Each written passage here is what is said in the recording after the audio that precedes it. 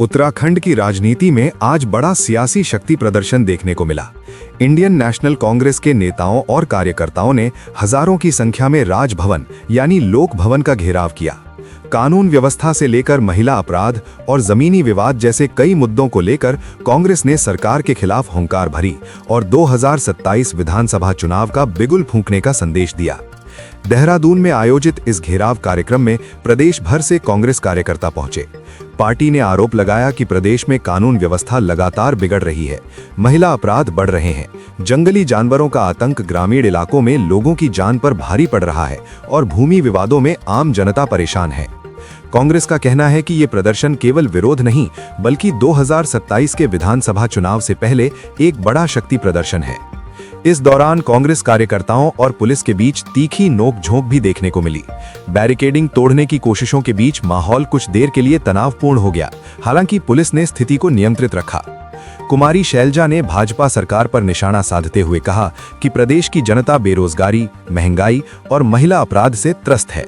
उन्होंने आरोप लगाया कि सरकार जनता की समस्याओं को हल करने में पूरी तरह विफल रही है।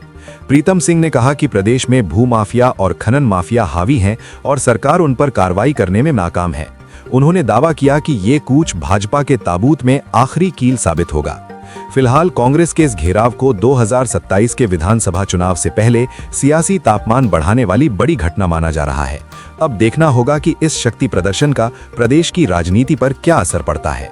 हालात हैं, जो परिस्थितियां हैं वो आपके सामने है। प्रदेश की कानून व्यवस्था पूरी तरीके से ध्वस्त है, भ्रष्टाचार अपने चरम पर है, नौजवान सड़कों पर है, किसान आत्महत्या कर रहा है, सड़कों पर संघर्ष करने का काम कर रहा है, खनन माफिया, शराब माफिया, भू माफिया सरकार को चलाने का काम कर रहे हैं, महंगाई चरम पर और पर्वतीय क्षेत्र में जंगली जानवरों का आह्वान। लेकिन सरकार के इशारे पर पुलिस प्रशासन ने चक्रोता रोड, सहारनपुर रोड और हरिद्वार रोड को जाम करने का काम किया, जिसकी वजह से हजार साथी कांग्रेस के एक साथी का आभार व्यक्त करता है, जिन साथियों ने आज इस ट्रिप में सम्मिलित होने का निर्णय लिया।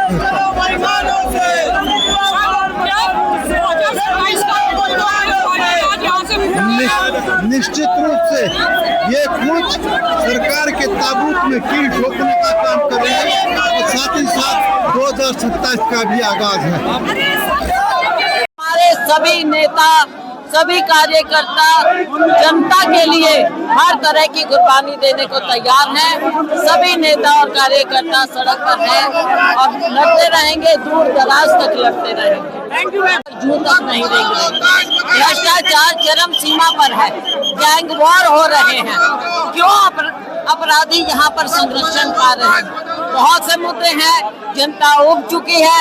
कांग्रेस पार्टी संघर्ष को सड़क पर भी लड़ रही है और तब तक लड़ती रहेगी जब तक हम इनका तख्ता न पलट दें, इस भ्रष्ट सरकार का तख्ता न पलट। देखिए, इसमें कार्यकर्ताओं के साथ आम जन भी है, आक्रोश है, हत्याएं हो रही हैं, बलात्कार हो रहे हैं, भर्ती घोटाले हो रहे हैं, कोई भी सुरक्षित नहीं है। धामी अपराधियों को संरक्षण दे रहा है और उनको कारोबार भी दे रहा है। जो परसों जिस व्यक्ति की हत्या हुई उसमें 50 मुकदमे थे, ऐसे व्यक्ति को यहाँ संरक्षण देना और उधम सिंह नगर में उसको खनन का कारोबार देना, इस बात का सबूत है कि धामी अपराधियों को संरक्षण के साथ साथ कारोबार भी दे रहा है। इसीलिए आक्रोश है और एप्सिन फाइल ने पूरी भारतीय जनता पार्टी की पोल खोल के रख दी है।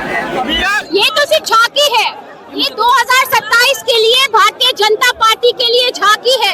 पूरे प्रदेश को इन्होंने नरक बना दिया, पूरे प्रदेश को ये गर्त में लेके चले गए। न महिलाएं सुरक्षित है, न बेरोजगारों के लिए रोजगार है, पलायन रोक नहीं पाए, शिक्षा और स्वास्थ्य व्यवस्था ध्वस्त हो चुकी है, किसान अपने बकायों के लिए परेशान है, दिन दहाड़े इस प्रदेश के राजधानी में हत्याएं हो रही है। इन सारे मुद्दों को लेकर के कांग्रेस पार्टी ने राजभवन कूच करने का कार्य किया।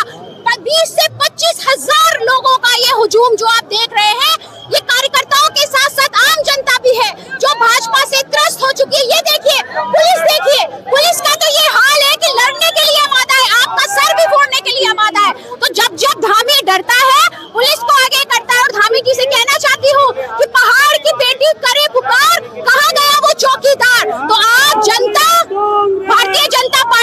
जन विरोधी नीतियों के खिलाफ